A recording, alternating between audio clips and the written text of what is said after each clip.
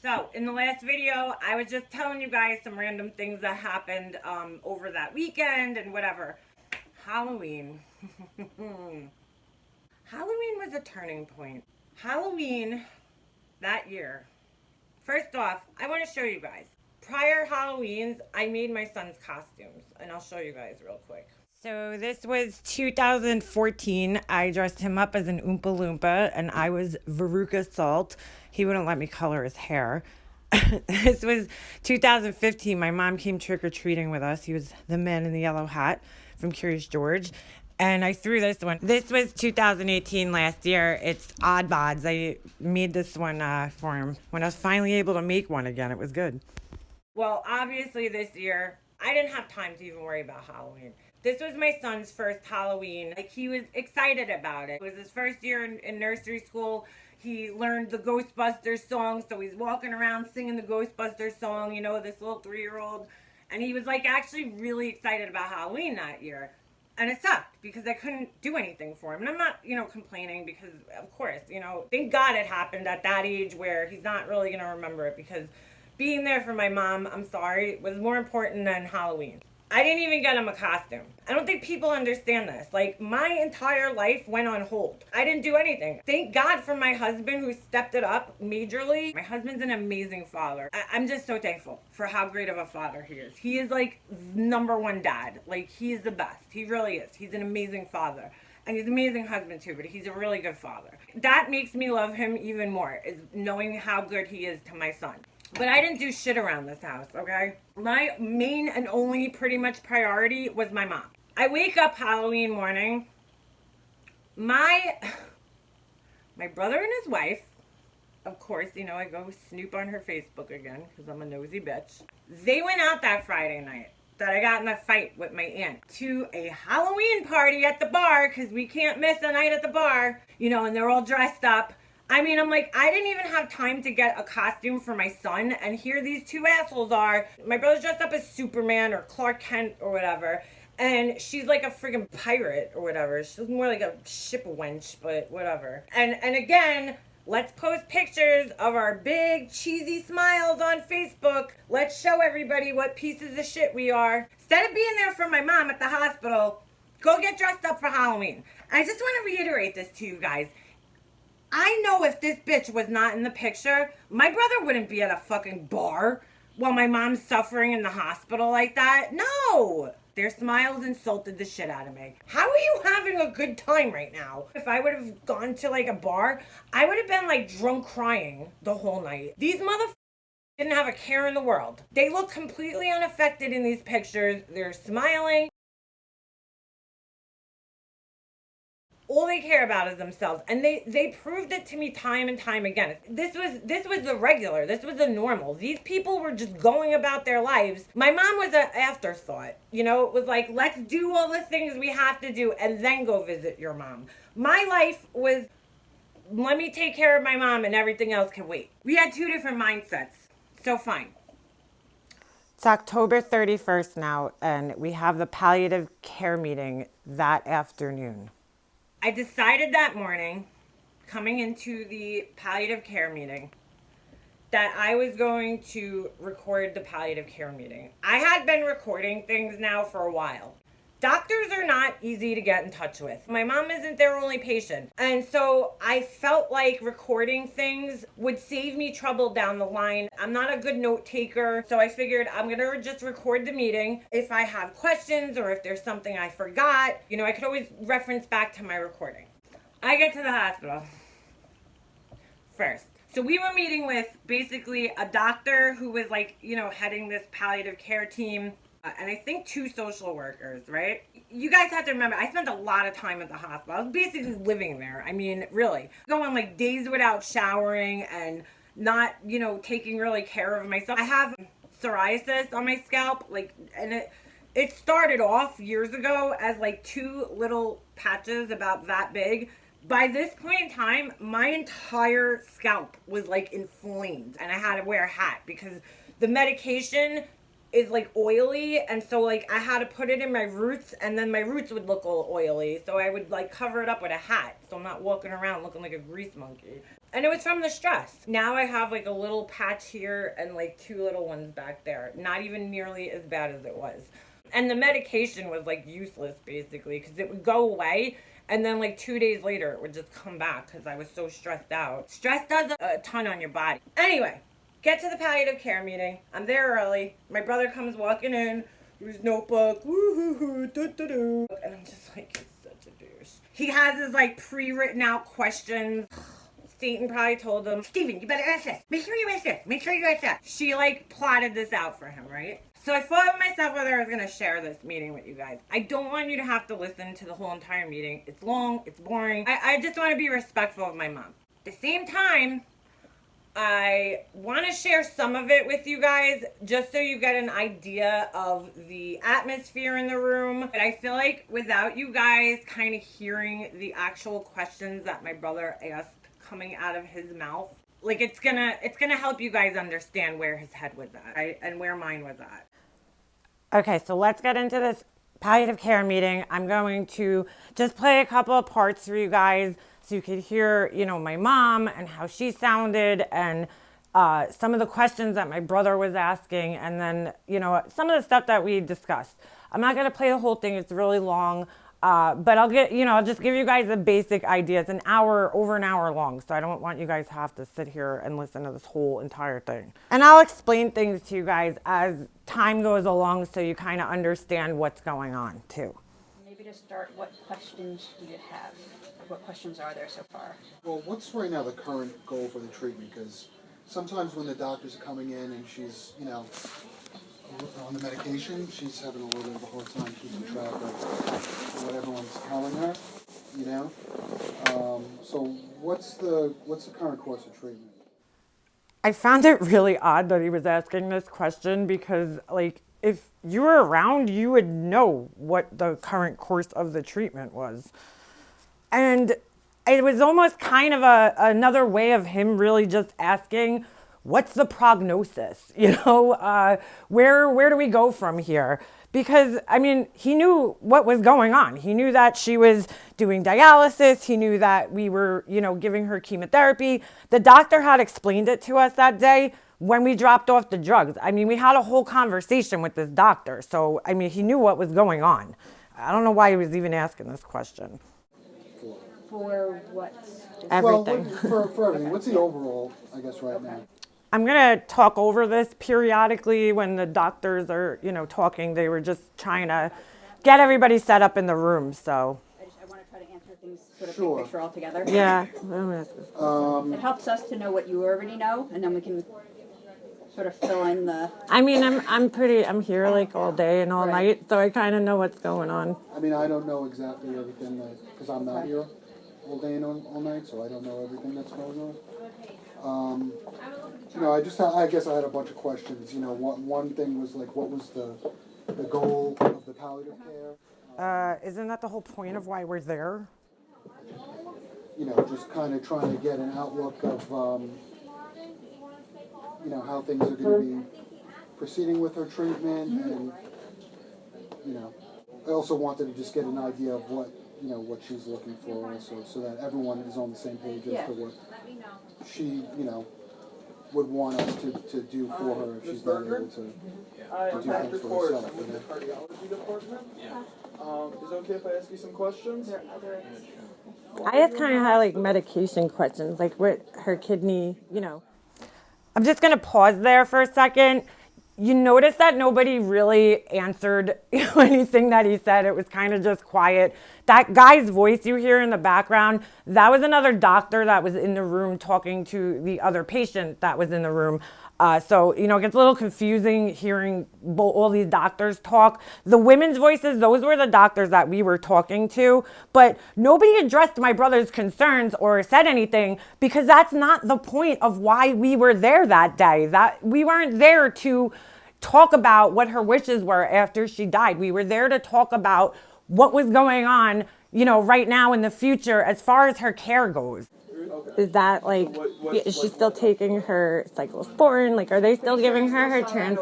And the reason for that, you know, if they're doing dialysis, is that like, is that interfering with the cancer medication? Because I know that they suppress the immune system and stuff like that. So, yeah. Might be something, I know it's still ordered. Okay. Something to talk to verify with nephrology, sort of their thought process behind. Yeah. Risks and benefits of continuing it versus stopping it. Yeah. All right. That, I mean, I've been here, so I kind of, he's probably got more questions than I have. Do you have questions?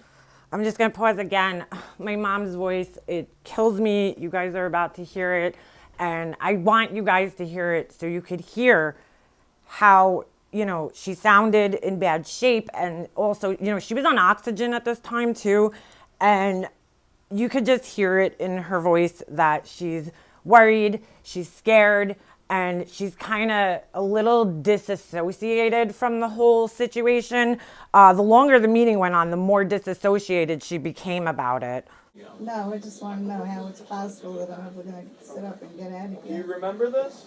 I feel like, I just feel Nothing like at I all? can't. She thinks that last night when I was, you know, when we were getting ready for bed, she kind of got up and she tried to sit up like she hasn't in a few days, and I think she's being a little bit held back because she's scared and she's nervous and she's having anxiety, and she sat up and she kind of felt like her butt wasn't there, you know. And I said that's her, you know, she's just got a lot of anxiety, and I feel like that's, you know, she knows. I feel like I can't get up, like, you know, I think I can raise the bed up, but then I can't go the rest of the way. Okay, I'm going to play this part. They're going to explain what the palliative care is. It's hard to hear. And then I'm just going to skip around a little bit. So the pain hasn't, she's sorry, Ma. She's saying that the pain hasn't like really fully been controlled yet. So I think that's her biggest, you know, concern right now. She's getting that controlled. So I think just to kind of, well, first of all, so basically what the palliative care service does, right, is we're a supportive service that help with symptom management. So in this case, pain would be the biggest symptom, right? And then also we're just trying to have meetings like this, trying to make sure everybody's on the same page, and be an extra layer of support. Did you for feel sick patients before and you lost families. consciousness? To help with communication between all the different doctors coming in and out. You did? It can get to be very How did you feel? overwhelming and confusing. Yeah. You know, one doctor comes in and then the doctors are changing and then different family members are at the bedside at different times. So you're hearing different things and Yeah. you're not feeling all that great. So Yeah. you're picking up different pieces, right? So trying to really put things together. So basically what the doctor is saying is that, you know, palliative care is just there to really support the family, make sure all of our concerns are addressed, and, you know, my mom is comfortable. So I'm going to skip over a little bit of this where we just talked about, you know, her symptoms and where her cancer was and some of the medications that she was on and the dialysis. And we just kind of talked about some of the medical aspects. Okay, so I'm going to play this part for you where, you know, my brother has this tendency to kind of like be, I don't know, Captain Obvious, really. Because it's like, I'll say something and then he kind of has to be like Mr. Know-It-All and, oh, well, you don't want this happening. Like, no shit, asshole. It's sort of like his condescending way to assert himself, you know, in situations. And if I say something, he has to like negate it. And it's really annoying, to be honest with you. He treats me like I'm an idiot, and he's, you know, he's a genius. He's the smartest guy in the world. So I want you to listen very closely to what he says, and I'm going to come back after. And just to set the situation up, we were talking about, you know, controlling my mom's pain, and I had expressed to the doctor that my mom didn't want to be on all this pain medication. If there was nothing there, then I would say giving the radiation back a chance and continuing with the pain medicines. Yeah. I still think we should continue to address the pain medicines. Yeah. It's just a question of, can we maybe give you less pain medicines if we try to do something? Yeah, that's what I would like to see. I mean, I don't know, you know, I know her, and I know she doesn't want to be on all this pain medicine, but she's, you know, has to be. Assess what her level of comfort is, you know? Yeah. You don't want her to be uncomfortable I think usually with To the, be not on pain medication. with the pain I know, medicines, yeah. the goal is improving. You could actually hear me like under my breath. I couldn't help myself that day. My eyes were just rolling into the back of my head. You know, that to me, when he does that, like, was I saying that she shouldn't be on pain medication? No, that's not what I was saying at all. I just meant she didn't want to be on that amount. She was on a pain pump, okay? That's like the most amount of pain medication you could be. It's like legal heroin. And, you know, she doesn't want to feel out of it and groggy. And, you know, at this point in time, I mean, a lesser dose. That's what I meant. But, you know, he has to, like, correct me all the time. And it's really annoying. It really is, because he doesn't respect me as a grown woman who took care of her for the last, you know, year prior to this, when he was, you know, gallivanting around and doing whatever the hell he wanted to do. In the next part, I'm just going to continue this a little bit because I want you to hear my mom and how upsetting this was to her to lose her independence, you know? And my brother does nothing to comfort her this whole entire time. I mean, he's there. He's like a brick wall, and it's like a robot. A robot is sitting in the room with us. Function, right? So it's trying to control the pain enough so that you can function. Right, Right. That's the that's goal. what I wanted to. Yeah, because she just wants to be able to get up and, you know, get herself. She's very independent. She doesn't, you know, so this is hard for her to It's so be depending weird, on because us. before this, I was just, you know, I was just on my own, like, you know, and then all of a sudden, Yeah. It's all right, Ma. You need to have help, so it's okay if we help you. So I think at least ask your radiation oncology. No comforting words from my brother whatsoever. You know, my mom started to cry at that point. She got really upset. You know, it was a big thing for her to be able to do things for herself. She was fiercely independent, and she did not ask for help unless she absolutely had to ask. I mean, the whole time while she was sick, I had to keep reminding her, Mom, you know, you could ask me. Don't feel bad. I mean, I don't even know how many times I repeated myself and said this to her. I was like, Mom, don't feel bad calling me. You're not bothering me. Call me anytime. I don't care if it's 3 o'clock, 4 o'clock in the morning. You know, it doesn't matter. I am going to be there for you. And I had to constantly remind her of that. So to now be bedridden and unable completely to move, it was a big thing for her. In the meantime, we were, you know, discussing the pain and how we were going to get that under control. And then my brother asked a question about the Votrient, which was the chemotherapy pills that she was taking, and how that was going to play into things, and, you know, if it was going to help control some of the pain and everything like that. So, you know, the next thing my mom does, she kind of just pops in, and I want you guys to hear this.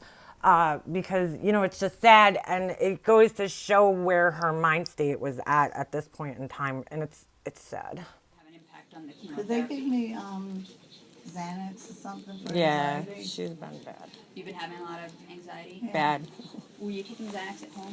No, Was there anything you were taking at home? no, You've taken Xanax in the past, I'm guessing. maybe one time, maybe once. Yeah, but she's been having, like, severe anxiety, and I come up here and try to calm her down, but it's bad. And I was actually kind of surprised that my mom herself asked this question, because, you know, my mom was like kind of big on not taking medications if they weren't necessary, because she always had that concern about her kidney, and, you know, she's already on a ton of medication for her transplant, and she just didn't like taking things, and especially when it came to things like that, you know, like Prozac, or, you know, she never took anything like that. And so for her to ask, I knew she was having, you know, severe anxiety. I mean, I knew that anyway, but I knew it was really bad, and it was getting to a point where she couldn't control it anymore. And, you know, really think about what that does to you when you have cancer. I mean, she's sitting in a hospital, you know, I can't be there 24/7. And I can only imagine what was going on through her mind while I wasn't around. I mean, it's horrible. You might be totally fine with it. I mean, because that's horrible. I seen her going through these, like, anxiety attacks, and I just know. want to So. double check and see which one's better with the kidneys and all that other stuff. Yeah. In this part now, we started to discuss basically how my mom was going to get out of the hospital, you know, because at this point in time, we're still thinking she's going to get out of the hospital. And my brother brings up that she's concerned, that they're trying to push her out. And we start talking about just kind of coming up with a safe plan for her for discharge. The big concern was that she wasn't mobile. So, how is she going to get around? How is she going to be able to do things to herself? So there was talks of sending her to a rehab center, which would require her to do some physical therapy and things to that nature. And once again, I say something to try to kind of comfort my mom. And my brother, he has to like one-up me and interject and be kind of condescending. And it was just really irritating. And I want you guys to hear it. Before you go home, you're gonna have physical therapy see you. Yeah. I don't know see what they recommend. with this mass what they're thinking, how much weakness is gonna stay, how much weakness will go away. Yeah. Like the It only seems like barrier. you're moving around a fair amount, and that most I'm of moving. the limit Yeah, is legs the are pain. moving. Yeah. Yeah. But I'm not moving where I can get up. Mom, but and I was going to tell you this last night. You rolled over, you could roll side to side, so you still have a range of motion. I think it's just a little, you're scared and you're a Might little have to weak have a from physical laying. therapist take a look, and see what you're able to do. Right. Maybe give you a level of confidence with what you're Like I able think to my do. bed is too high. It's like, no shit, Sherlock. Didn't the doctor just say that? Didn't I just say that? Like, I don't know what that was. I don't know why he felt the need to always kind of over talk me every time I was saying something. It was like he wanted it was like a competition. It was like a weird competition that he was in and I don't understand why he was doing that. I guess because he was just sitting there quiet. Maybe he just felt useless or I don't know. I really don't. Okay, so, we just kind of continue talking about the physical therapy and some of her concerns about moving. So all of a sudden, my brother just kind of interjects with a question. So I want you guys to hear it. The medicine starts Yeah. to work I know. before you try to I know. move. You might be Right. sore after that too from building up the Yeah. muscles, I know. So who can we contact to kind of keep abreast of what's what kind of treatment she's getting? 'Cause, A breast? Who talks like that? I'm sorry, but the 16-year-old in me just wanted to start cracking up. I'm like, you said a breast. Like, I mean, I don't know what my brother's thing is and why he felt the need to talk like that. And this was like a new thing with him. Like, we're sitting down in a hospital. Yeah, it's a meeting, but you don't have to act all professional about it. Talk like a normal human being. This is like the new Steven since, he met Satan. It's like Steven 2.0. I just thought it was like ridiculous that he was asking in that way. I said sometimes my sister's in the room. Right. She hears some information. Sometimes I'm here. We're getting it from her sometimes, and she's not always clear with what's going on. So how can we all kind of keep informed with I what? think we usually say to have kind of like one point person. Okay. Usually is helpful. Okay, he didn't sound too excited about that answer. But, I mean, really, that's the truth. And I guess, he knew that we weren't talking really to each other. But, I mean, it would make sense for me to be the point person since I spent the most time there. But God forbid, at this point in time, he left anything in my hands. He didn't mind me doing everything and taking control basically over the last year. But now that things are going downhill rapidly, he wants to be the point person. And there was a reason for that. And you guys are going to see that as time goes on. And then probably between the primary attending who's on, and then we can periodically also check in and Okay. make sure everybody's on the same page. Who should we contact for that? Should we So be we can contacting? touch base with the primary attending Okay. about coming up with a plan for keeping in touch with you guys. Yeah. Okay, so over the next couple of minutes, we continue talking about who to get in touch with. I addressed, my mom's doctors. She had doctors that were not affiliated with this hospital, so we talked about, possibly getting her doctors transferred over to this hospital so that, she was working with a team instead of all these separate doctors in separate places, So after that, it kind of got a little bit quiet, and here comes my brother, interjects, and what does he bring up? The healthcare proxy. At this point in time, this had been discussed ad nauseum. his lack of confidence in me started to really get insulting. I mean, let's look at this situation, okay? My mom's health was rapidly declining. Her cancer had spread to her bones. It was in her tailbone. It was in her lungs. It was in her stomach. I mean, and her kidney failed. You know, the chances of her kidney function returning probably was slim to none. So, I mean, you really have to question if we needed to use the healthcare proxy. And that was if, you know, this is only if she becomes incapacitated. You know, are we just prolonging her suffering at this point? I mean, it's kind of common sense at this point in time. I don't know where this lack of trust in me and, you know, my decision making came into play with my brother because, you know, over the whole last year from December 2015, every time my mom, you know, had to be brought to the hospital, I was the one, you know, who did it. I was the one who encouraged her to go and, you know, I mean, she never once said, oh, I want to go to the emergency room. I had to basically like threaten her half the time to get her to go there and push her, you know?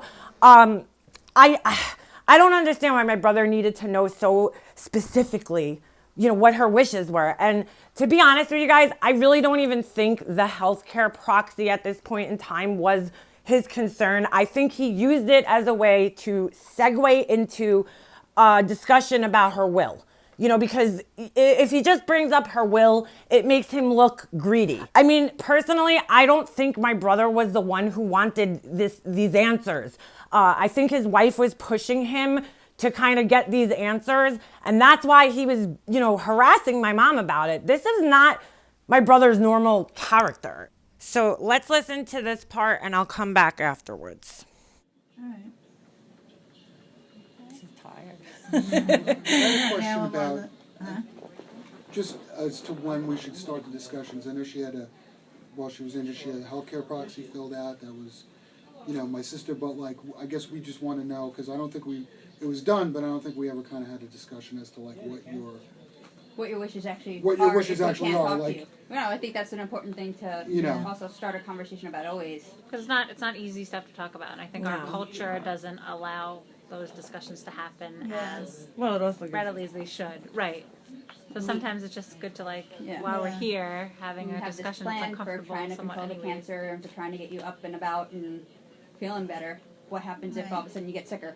Right. And you know, since you've been here, you've been, you know, on a lot of pain medication, and maybe, you know, who knows what's going to happen. Maybe you're not going to, you know.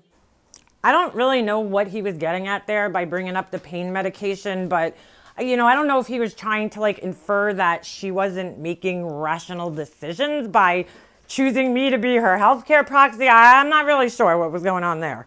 Like you just don't. You want. I guess what I'm saying is you just want to let us know what you want, so that Yeah, just let we me don't have know. to decide for you. That's it. Well, Please release me. Let me go. well, in what situations would you want us to, like, you know, if you So know, just like, you know. One common one is You know, it was pretty obvious there that my mom really didn't want to have the discussion. And, you know, my brother is kind of stumbling all over his words because he doesn't really know how to say, because, again, this is not really his character to ask these kinds of questions. that people talk about is things like CPR and breathing machines and all those things. Yeah. No, I don't want to be on any breathing machine or anything. Okay. Those are the kinds of things that are why she gets upset. automatically done, Right. unless you say, "Oh, I don't want that." Yeah, So no. that's why it's important for us to ask you that question before. Not that we're Okay. expecting anything to happen, Yeah. but Just to know. It's a in an just in emergency. case thing, Yeah. but this way Yeah. we don't do anything to you that you If wouldn't I see a want. list, I could say it, but, yeah. Okay, knowing my mom the way I do, that was kind of her way of like shutting down the conversation because it was something that she was uncomfortable talking about. So, you know, instead of going over all these scenarios with everybody and having to think of them, you know, she was like suggesting, just give me a list and yeah, I'll deal with it, right? Because I don't think she really wanted to have that conversation right then and there, you know? And my brother, as you will see, kind of kept on pushing. I mean, you could kind of feel the awkwardness in the atmosphere as the conversation goes on. So So no machines or CPR or things like that. Like if you have to be on a feeding tube or anything like that, you don't want to. We actually have like this thing called a New York State MOLST form. It Which stands actually for is kind of Medical a list. Orders for Life-Sustaining Treatment. Yeah, I just was thinking of it when you said list. Because it's actually a form that when you leave the hospital, we can actually have Dr. Nagast or your attending from the primary team sign. So it becomes an order set for you to carry no matter where you go. Yeah.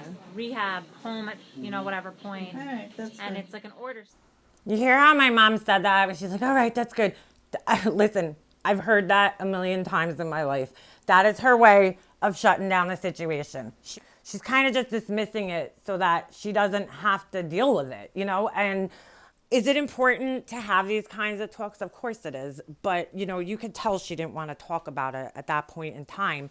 And, I didn't want to force her.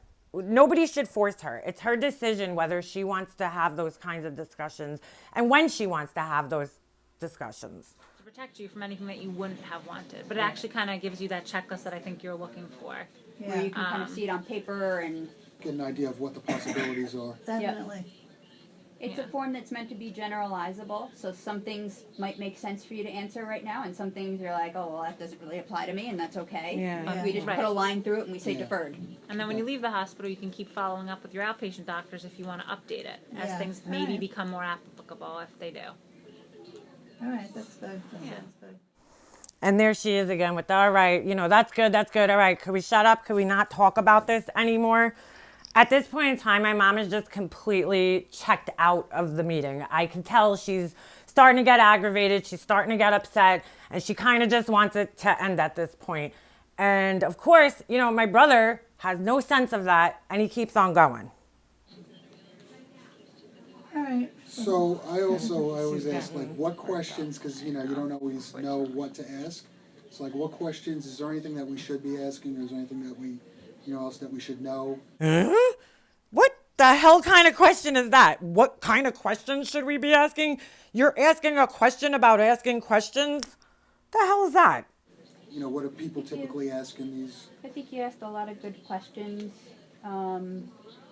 Some things that people ask are, well, what do you expect the chemotherapy to do and all those things. You can't tell. Which Yeah. it's, they basically said it'll be a couple weeks before they see whether it's something that's going to help. They're hoping that it'll keep the disease under control for even, they said some patients even quite a while, a year or two. So yeah. I think that's How the long hope. did you say, a year? Where until they have to go to like another Something chemotherapy else, or Mom. something Don't else. get worked up. Not saying you have that's your, you don't have an expiration date. You're No. not a carton of milk, so stop thinking that, okay? Yeah.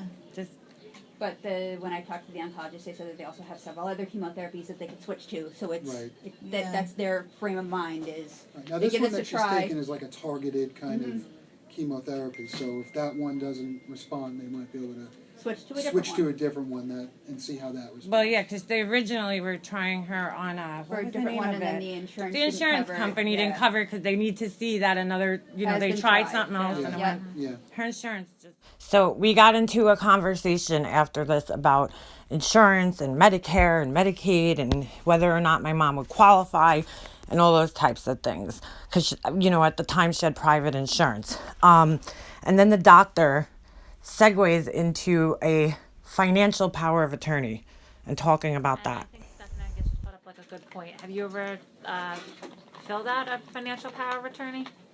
You know Nah. what that is? Okay. My mom actually did have a financial power of attorney. I ended up finding that, in her safe along with her will, but it was my Aunt Betty. No thanks. So I know we've talked about healthcare proxy, and that was somebody that you assigned to make your decisions. God forbid there came a time you couldn't make decisions for yourself. That person only comes into effect when you no longer can make decisions, which we're all gonna pray never happens. You make your decisions. You call the shots now. You decide who visits here. You decide who What things get done or not what things get done. done or what things don't get done. And then if and when you can't do that anymore, which we're again gonna not hope ever happens. If it does, then that would be the person that you assigned. I know it's your daughter, and then you put as your secondary, and we talked about that before. That was why, as difficult as it might be to have some of those discussions, just if you could have it once and get it over with, just so they know. You hear my mom do that. that was, again, her dismissing this whole thing. You want, but then there's also something called the power of attorney, and that's more for finances. So that's medical decision making. Is a healthcare proxy. Right. Power of attorney is for finances. And the only reason we encourage patients to fill it out or think about one is because sometimes it becomes difficult, even if you're able to do things, but from a bed and you need to go to the bank or anything. Right, you're on a pain medication. Pay my bills.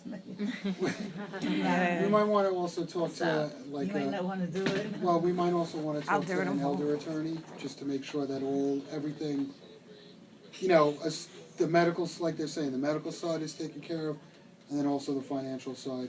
Yeah, we do have like an attorney to that protect you again, This is not about my brother wanting to protect my mom. He knew that she had a will. So I don't know why he keeps bringing up this elder care attorney, because he knew that she already had a will. Her affairs technically were in order. And not only were they in order, he knew they were in order. He'd had been in her safe how many times? So it's not like he didn't know that, she had her things in order. He knew damn well that she had her affairs in order. And I know this wasn't coming from his brain. This was coming from Satan's brain, because there was a fear that he was going to get cut from the will. attorney that works pro bono for the cancer patients. We can give you their number. Oh, that'd be good. They don't get too much into elder care attorney, but Right. elder care law. But you could always ask them, like shoot your questions off of them. Sure. I don't think starting to think about an elder care attorney and just talking to one is a bad idea. Because eventually, it sounds like the goal would be to get home eventually. Yeah. It does take a little bit of planning. I'd rather be the one to forewarn you than it become a surprise later on down the road. Yeah. As much as there are services that you will get. I just have to say, this social worker, she was really phenomenal. She kind of directed the conversation back to what was important right now, which was, my mom's health. The goal of the palliative care team wasn't to come in and talk about wills and elder care attorneys.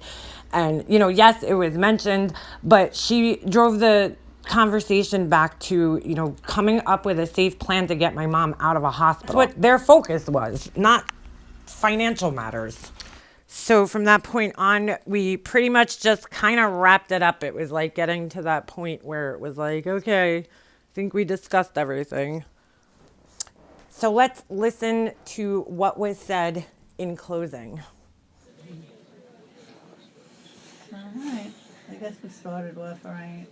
Yeah, and So those are things to think about. you guys can definitely talk to whoever, like friends you might have or family connections that you might have for attorneys. But we do have I can give you the number for the attorney that just does have a grant to work with cancer patients. That's pretty cool. And they actually sometimes come to the hospital and they do power of attorney.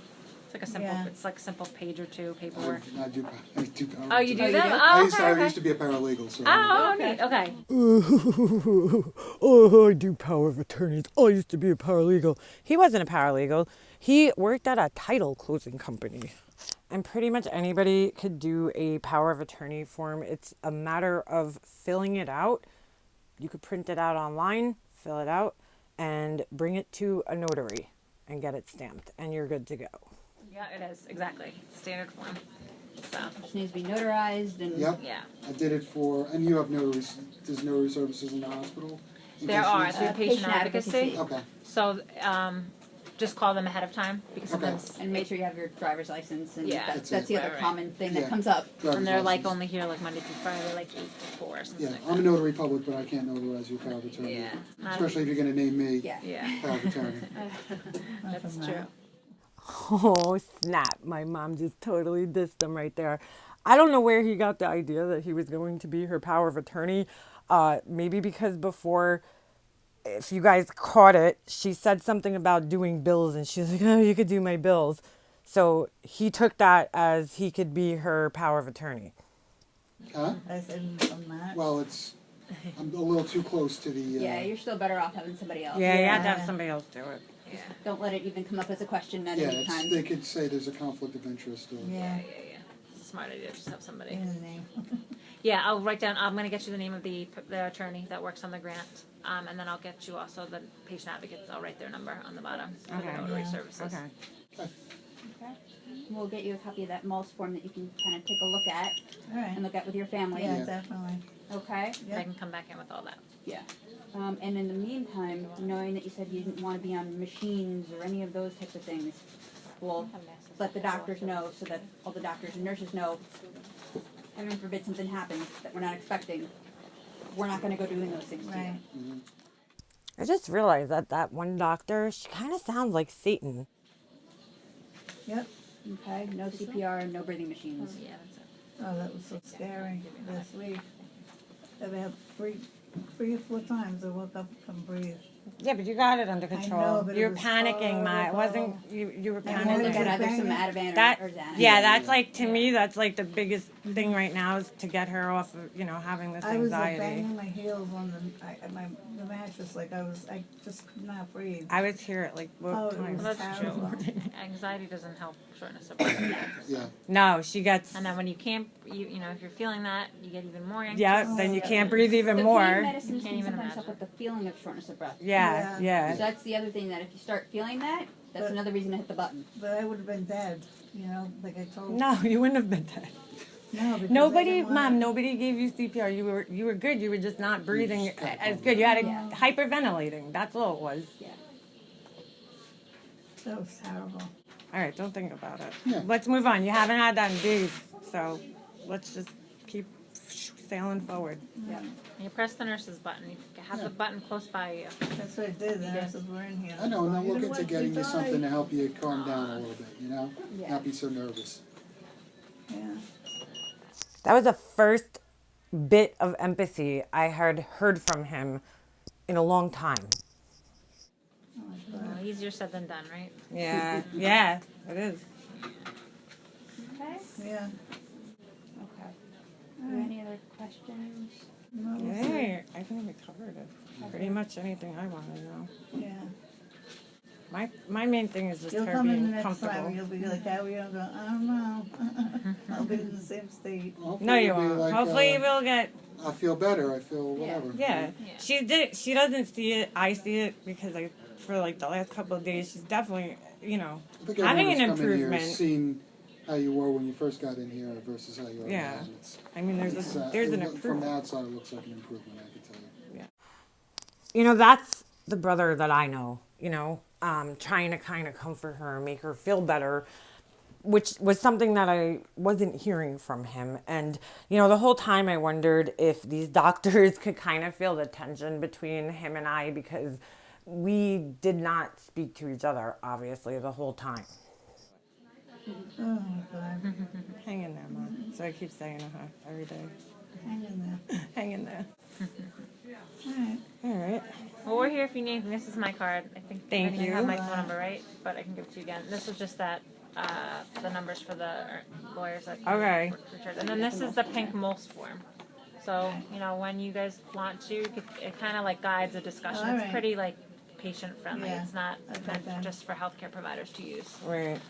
I just want to explain this most form. Basically, what it was is it was a form, and if I have a picture of it, I'll show you guys, that gave a bunch of different scenarios in which a patient could become incapacitated, and then it would, you would have to check them off. It was like a checklist. I could tell my mom had no interest in that, but, they were just trying to help. And that could be it. Go over Oh, all again right. next Be time it. before you You leave the just hospital. Have What a do you- conversation, check off the boxes you want, and then give it to your family, and we don't have to talk about it again. You Oh, don't have this to talk doesn't- about it with them again either. Just give it to There doesn't have to be a copy anywhere or Or something. we're gonna have it. You need a physician to sign. Oh, it for it to okay, be, alright. like, Usually official. the original Yeah, follows alright. you wherever you go, so it helps Right. with communication. They might verify things with you, like let's say if you went to a rehab facility with it, they might say, okay, this is what it says, nothing changed, right? They might want to make sure that you Yeah. haven't changed your mind when you reach new Right. steps. Right, you and it's know? actually like just part of the process of the most is that every time you change facilities, they're gonna review it. Yeah. All Just right. to make But sure it- that everything's the same. But Yeah, it shouldn't you be a might- whole long Right. detailed conversation because you would have Yeah. already thought through it and More at that time, you could just say, talk to my daughter and my son. They know what I want. It's on that pink paper. Right. Go by that. Okay, good. Just kind of helps guide the Yeah. difficult discussion to get it over Let with. me see the lid. Which one? Okay. The pink? Alrighty. Yeah. Any questions that come up with that, you can talk. We'll come back. All right. And like Dr. Nagia said before, not every category necessarily needs to be filled out right now. If there's a category you're not sure about, you're like, maybe we'll talk about this in a couple months. Just put a Okay. line through it and write deferred. Yeah, it's meant to be very generalizable. All right. Could change. All right. Yep. Okay. Okay, thanks a lot. You're welcome. Alright. So that was pretty much it. My mom actually asked me to hand her the form because she knows once I walk away with something, you might never see it again. But no, she asked for it and she held on to it. But days later, going to the hospital, she never filled it out. All right, well, give us a call anyone if Great. your questions come up, okay? Great, thank you. Lauren's always on the unit, the social worker from the unit, so she'll know what's more going on from a day-to-day basis. Okay. You can Okay. always call us, we'll at the end, try to Cool. try and get Good meeting you guys. And so the doctor just kind of left the room and walked out, and that was pretty much it. And I'm just going to play the little conversation that we had afterwards. And I apologize for there's a little rustling noise because I was kind of moving papers around, and I guess I had my phone in my hands at the same time. Was it accomplished? What you needed to accomplish? Do you feel like you accomplished? Yeah, I guess so. I I mean, mean, we all wanted to find this. You know, this is about you. You know, this is your kid. You know, so it should be about what you feel. If you feel comfortable with it, you know, how do you feel about it? You get an idea of what to expect. You What's know? in store? So, They're here to support, so if there's questions and you can't, talk to doctors Yeah. or you don't know who to call, They were you have an nice. essential the one team. that was sitting over here the last couple of times, she was like weird, you know? No, Matt, you're reading into people too much, I think, because you keep telling me that you're like, people are doing this to you, and don't worry, we're trying to make sure that you're comfortable. It's not only about. their job isn't easy either. They It's not gotta, only about Okay. you know yeah, getting you healthy. It's also about making sure that you're comfortable. Full body, you know, mentally comfortable. Yeah, You're not it anxious. feels better that You're physically comfortable. You know. feels better with my foot and I want you. yeah, I'm gonna go get the. I'm gonna go back to work. You okay? Let me go get the nurse. I'll be right back. So I left the room at this point in time and walked down the hallway to go get somebody to change my mom. She asked me, I kind of blinked it out because, I just want to protect a little bit of her humility. So I asked one of the guys to come clean her, one of the nurses to come clean her up. And by the time I got back in the room, my brother was, gone. I mean, he just ran out of there. And so here's what happened after. You need your phone? Your phone is ringing. The telephone. Over here. If you press on off, it'll answer. I'm talking to, the roommate, the woman that was in the room with my mom. And I didn't understand, she was a young woman. And I didn't understand. She was kind of just looking at me like when I'm trying to hand her the phone. I later found out, she had dementia, early onset, and it's just so sad. So, so sad. Ma. Please. So, this, I mean, you have to get these things. You want me to help you with that? Yeah, I know. I'm looking.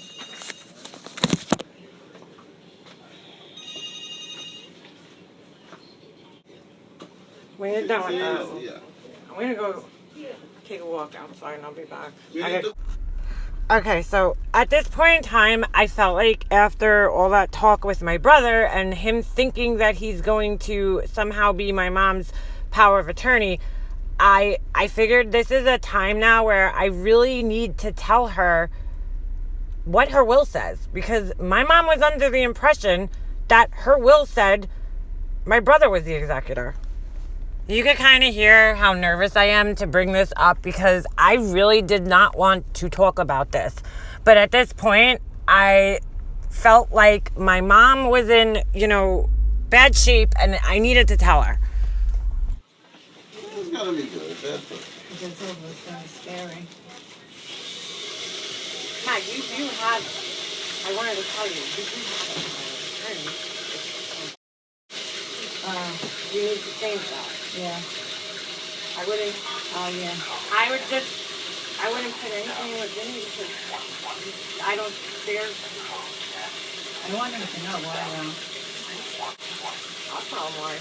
well, I'll tell him. It's not for him. It's that I don't want her, I want you to feel like you're in charge of a lot of the things. I want to feel like that, and when we'll have to call an attorney.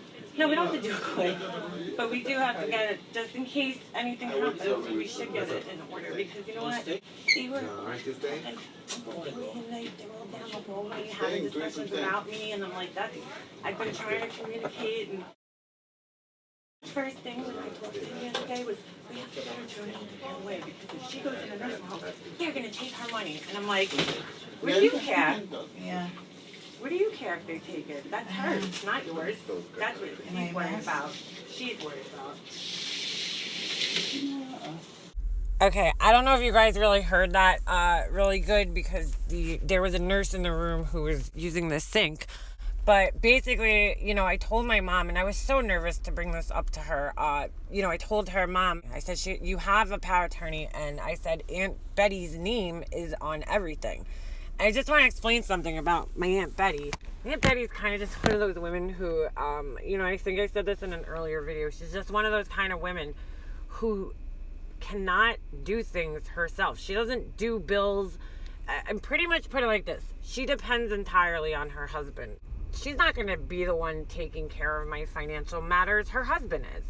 And at that point in time, I think it was pretty clear to both me and my mom that my Uncle Bob was not talking to me. He had deleted my mom off of Facebook. I mean, there was an obvious tension there. So I told my mom, you need to get her off of there. You know, again, when my parents wrote their will, it was 1996. My brother and I were minors. And I don't know why my mom thought my brother was the executor. I don't know if it's just because she, you know, forgot because the will was written, again, 20 years prior to this. I don't know. I mean, how are my aunt and uncle going to do my mom's stuff when they live 25 minutes away from us? It just wasn't feasible. Me and my brother are adults. I did not want to have these conversations with my mom. And I had to tell her, though, I don't think she should make my brother power of attorney because he was being shady. I mean, my mom knew that he went through the safe. You know, I told her about that. And you guys will see what happens after this. I don't know what they were going to do. Power of attorney means you could basically walk into a bank and you are that person. You are taking on that person's role. So if you walk into a bank, you could write yourself a check for $10,000. You have just as much power as the person themselves to do that. And I don't know what these shadies are up to. You know, they've showed me nothing but being shady. And my mom and I had discussions about this, you know, in the past. My aunts, my Aunt Betty and my Aunt Debbie, they knew this too. My mom did not want my brother's wife controlling her shit. And rightfully so. It's her shit.